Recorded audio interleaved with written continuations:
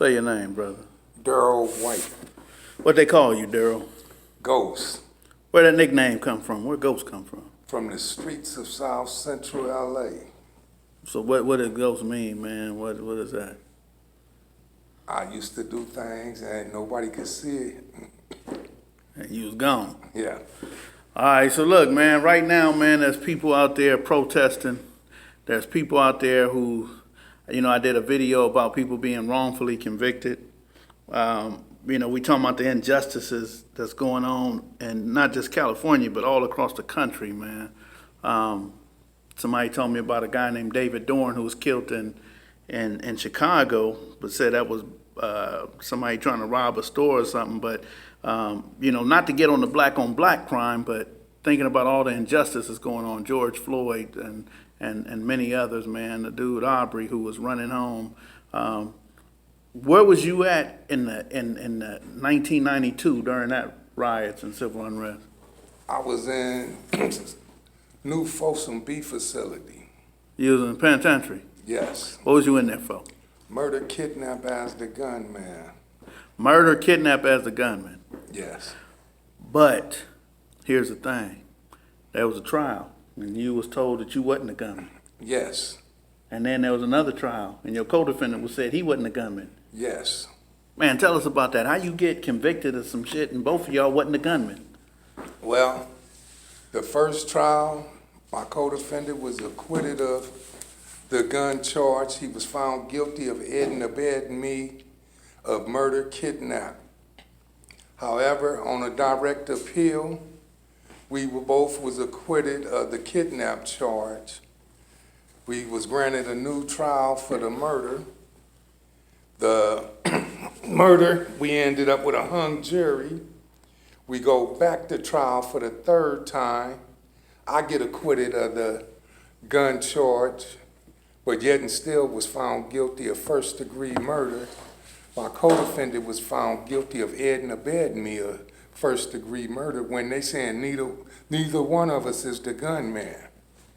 However, we appealed it again, and in the fourth jury trial, was acquitted of all charges. I've been home since '95 for a crime they know I didn't commit. And that was in 1985? Or? 1986 when I got arrested for the crime. I went to trial in 1988 and started appealing it from that point all the way till I came home in '95. So when you got home in 1995, they gave you money for wrongfully detaining you and holding you for 9 years, or they gave you millions of dollars? They ain't give me one red penny. They ain't give you shit. They ain't give me shit. Man. So does that happen all the time? Are there other people who are incarcerated? I got a partner named Eddie Brewer. Been locked up over 40 years. They found him guilty of aiding and abetting his co-defendant, but his co-defendant, they said he done everything, and Eddie just stood there. They acquitted his co-defendant of all charges, but found him guilty of aiding and abetting an innocent man, and this man is serving life to this day. Yes, sir. Man, so it happens all the time. Every day. Have you ever heard of the 54th Street Massacre? Yes. So that's a friend of mine named Ace. Ace Capone is in prison right now on death row for that massacre. And there was a guy who was arrested with him who served a 25 to life sentence. And he said that they made them co-defendants, and Ace Capone said, man, people don't believe when I tell them I didn't do that. He said, but if you don't believe me and don't believe that I didn't do that and you think that I'm guilty and you're going to kill me, why did you have that man in prison for 25 years that he didn't know? His co-defendant, he said they never met till they came to trial. He said, so somebody being held without their will. He said, how can we conspire to go on 54th Street and shoot everybody when I didn't know him and he didn't know me? Ain't that something? So it happens all the time. All the time. Injustice in America. Just like with this George Floyd case, they already started the BS. Talking about it's going to be a hard task to convict them 3 officers of aiding and abetting. Well, one of the defendant's attorney said that he only had been on the job for 4 days. So that was his senior officer. Well, he took an oath to hold the law up. Right. He heard that man saying that he can't breathe. Everybody know if you can't breathe, it's just a matter of time before you up out of here. Right. So, and like his attorney saying, well, why the people's around didn't knock the officer off of, so he was trying to get some more people's killed. Right. Man, so what other things have gone on in LA that you know about, maybe in prison, man, where the police done slid somebody a pistol knowing it wasn't theirs, or all the time. All the time. But or maybe pick somebody up, drop them off in another neighborhood, all that. All of that. Or let me tell you one of the things that happened in my community back in the 80s is that they had somebody who was telling, and they recorded them, and then they went back to the neighborhood and let everybody listen to the recording.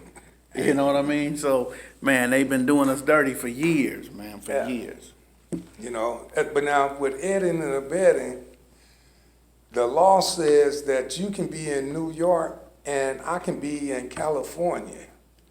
And I call you and say, Skipp, I'm going to kill this motherfucker as soon as I see him.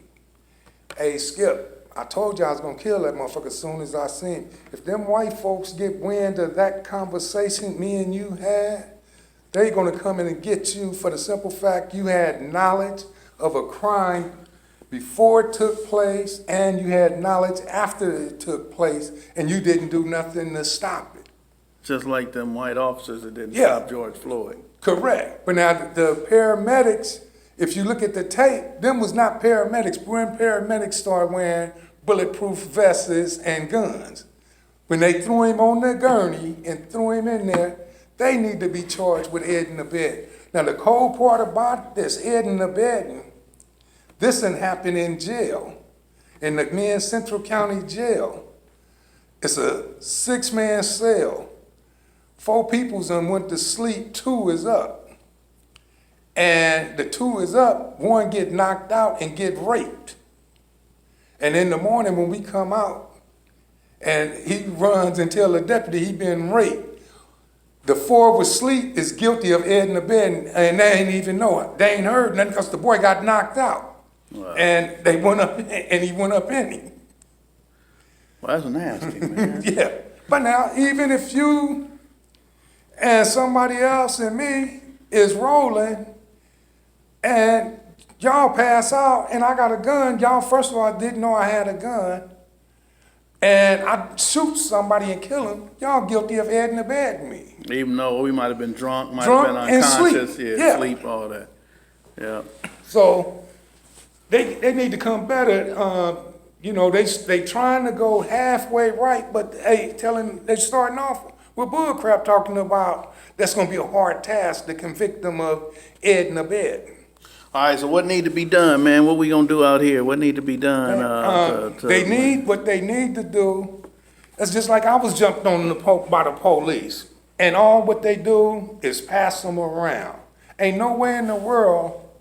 When I got jumped on, we did a pitch motion to find out have this officer ever jumped on anybody he arrested. We get 21 hits on his name, Robert Harris, and he was a straight up Klansman. Was he a sheriff deputy or a police officer? He was a LAPD out of 77. His name is what? Robert Harris. All right. He got 21 hits. Yeah, that he had arrested 21 peoples, and that said that he beat on them. Yeah, and when he came to court, he was working undercover. They had transferred him, so he looked like one of them Aryan Brotherhoods off of the weight pile. He was tatted up, and I looked and I seen him. He got lightning bolts and swart stickers on his arm. He came, and the district attorney gonna clean it up. Tell him he can't dress like that. He got to cover it up. Man. All right, Ghost Man. Anything else you want to leave the people, man? What's going on? They need to find them guilty of aiding and abetting. They had knowledge of what was going on. They know if you hear somebody say they can't breathe, And you study praying pressure to them, it's just a matter of time before they die. So they guilty. Right. All right, so look, this is what's going on, man. Y'all got to get out there and do something, man. We got to take action. We can't just talk about it, man. Y'all got to get out there and do something. We got to hold the police department accountable, man. They should no longer be in charge. And when I say that, I mean they can't be training each other because they train each other that bullshit. So y'all got to get out there and do something, man, because what happened to Ghost and other people, Jan, you said, what's his name? Eddie Brewer. Eddie Brewer, same thing happened to Jan Brewer. He said he was guilty. He said, Skipp, I killed everybody in the house. He said, but his co-defendant, Roro, who's still in prison right now, didn't kill nobody. And had he been there, he would have killed him too. So he said, man, how did they let me free? And Roro's still in there. So, man, y'all don't think that this just happened this one time to George Floyd. It's been happening to Stephen Eugene Washington, Ezell Ford, Sandra Bland, man, and numerous other people, man. We got to do something about it.